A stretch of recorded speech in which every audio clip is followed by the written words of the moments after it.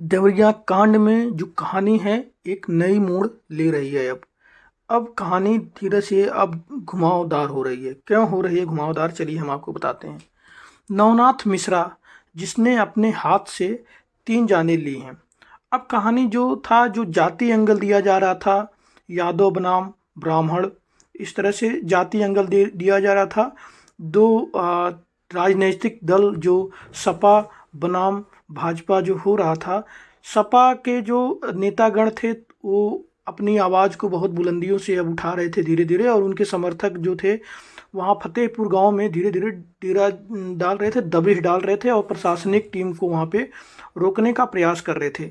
लेकिन इसी बीच एक और जो खबर आ रही है कि नवनाथ मिश्रा जो मुख्य आरोपी है वह है अब पुलिस प्रशासन द्वारा पकड़ लिया गया है।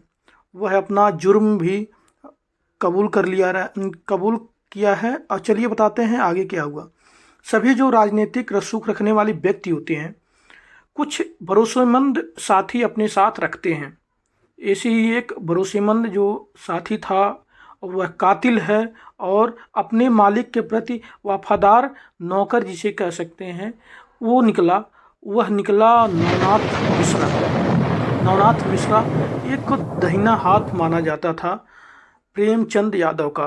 वह उसका ड्राइवर भी था, जय वीरू की तरह जोड़ी भी थी और कई ऐसे कामों में हमेशा मदद किया करता था प्रेमचंद यादव का। ये दोनों लोग आपस में एक दूसरे से बहुत गहरा संबंध रखते थे। और इसने क्या किया, अपने मालिक की हत्या को देखकर बौखला गया था और दूसरे व्यक्ति से बंदूक छीन करके, कोई व्यक्ति था जो बंदूक लेकर के गया था, प्रेमचंद यादव का बंदूक था, लेकर के वहाँ पे गई थी भीड़। तो उस समय वह वहाँ पे नहीं था। तो उस समय नहीं था जब उसको सूचना मिली कि प्रेमचंद यादव की हत्या हो चुकी है, तो वहाँ पे अपने 2-4 साथियों को लेकर के वहाँ पे पहुँचा है और बंदूक छीन करके, क्योंकि वह हमेशा प्रेमचंद यादव के साथ रह चुका रहता है और उसको सब कुछ पता रहता है, किस तरह से बंदूकें चलेंगी, किस क्या होगा, सब कुछ उसको पता रहता है। इसलिए वह बंदूक अपने कमांड में ले लिया और दनादन आगे सत्यप्रकाश दुबे आए अपने परिवार को बचाने के लिए, तो उसको गोली मार दिया, गिर गए। उसके बाद और सभी जो भीड़ थी उन सबको हत्या कर दिए। उसके बाद दूसरा जो बेटा आया उनको भी गोली मार दिए, शायद हाथ में गोली मारे थे, और जो बच्ची आया था उनको भी गोली मार दी। इसी तरह से सभी भीड़ मिल करके निर्मम 6 लोगों को मरा समझ करके छोड़ दिए थे। कि एक सलोनी जो बेटी थी, उनकी जो सांसें चल रही थी, उसको कुछ देर के बाद वो भी अपना सांस बंद कर दी, धीरे धीरे तड़प रही थी और बंद हो गया। तब तक उसको देखते रहे जब तक सब मर नहीं गए, सबका सांसें बंद हो गया, तब वहाँ से चलें कि सभी लोग अब यहाँ से मर चुके हैं। आपको बताते चलें कि यह वही आरोपी है जिसने बंदूक से सत्यप्रकाश की हत्या की है। सत्यप्रकाश के बड़े जो बेटे हैं देवेश दुबे की जो माने तो नवनाथ मिश्रा कई बार उसके घर आकर धमकी देता था कि प्रेम यादव की बात को मान जाओ, नहीं तो तुम सबको मौत के घाट उतार दूंगा। कई बार आया था। यह दहाड़े मार मार करके कौन कह रहा है, जो सत्यप्रकाश दुबे का बड़ा बेटा देवेश दुबे कह रहा है। कई बार आया घर के। यह सुन करके भी देवेश एकदम से उसका मनोबल गिर गया और वह बेहोशी की हालत में चला गया था और उसको ट्रीटमेंट के लिए देवरिया जिला अस्पताल पे लेके गए थे, वहाँ पे ट्रीटमेंट हुआ था। तो ये सभी जो बातें देवेश की सत्य साबित हो रही थी। क्योंकि कौन मारा है, नवनाथ मिश्रा ही असली गुनहगार कातिल निकल करके अब धीरे धीरे सामने आ रहा है।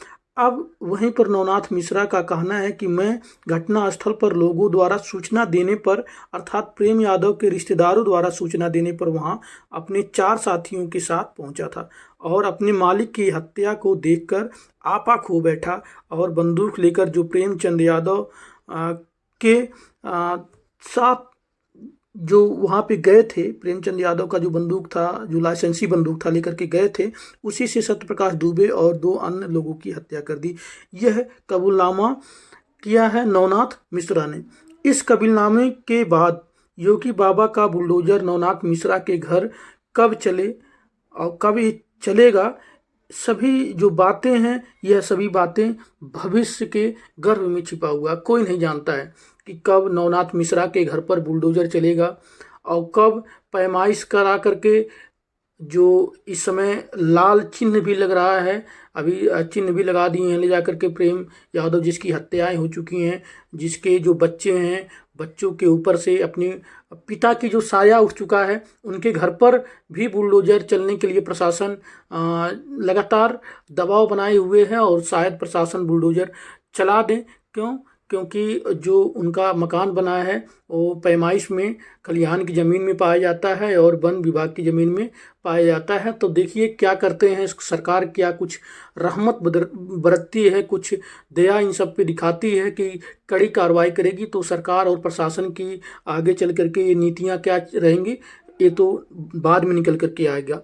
लेकिन अब जो प्रशासन है वहाँ पे फतेहपुर में धारा 144 लगा चुकी है, क्योंकि कल बहुत ज़्यादा जो भीड़ इकट्ठा हो गई थी, प्रेम चंद यादव के जो समर्थक थे वहाँ पे इकट्ठा हो गए थे और रोकने के लिए इकट्ठा हो गए थे कि बुलडोजर नहीं चले, इस समय पैमाइश करने का कोई समय नहीं है, क्योंकि यहाँ पे अभी फसलें कटी नहीं है, फसल पे कीचड़ पूरा लगा हुआ, बड़ी बड़ी फसलें हैं धान पे, जिससे जंजीरें जब खींचे ही नहीं जा सकती, जिससे पैमाइश करने वाला हो जो सीमांकन है वहाँ से, तो पैमाइश को कैसे सत्य माना जाए। इस तरह से कई अड़चनें जो आ रही थी प्रशासन के लिए आ रही थी, इसलिए प्रशासन ने धारा 144 लगा दिया था। कई जो राजनीतिक लोग पहुँच रहे हैं, राजनीतिक रसूख रखने वाले, पकड़ रखने वाले जो सपा के लोग हैं वहाँ पे पहुँच रहे हैं। धीरे धीरे ये राजनीति की तरफ ये मामला मुड़ता हुआ जा रहा है।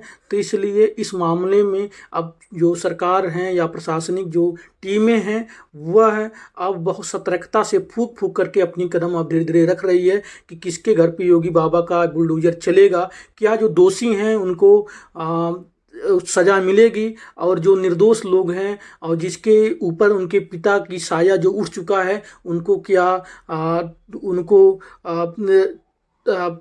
उनको न्याय मिल पाएगा।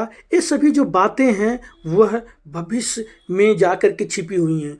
इसलिए और सब जो बातें को जानने के लिए इस चैनल को लाइक करिए, शेयर करिए और सब्सक्राइब करिए। जो भी बातें वहाँ से निकल करके आएंगी मैं आप तक ज़रूर पहुँचाऊँगा, 100% पहुँचाऊँगा, ये मेरा वादा है। चलिए तब तक के लिए बाय बाय, टाटा, जय हिंद।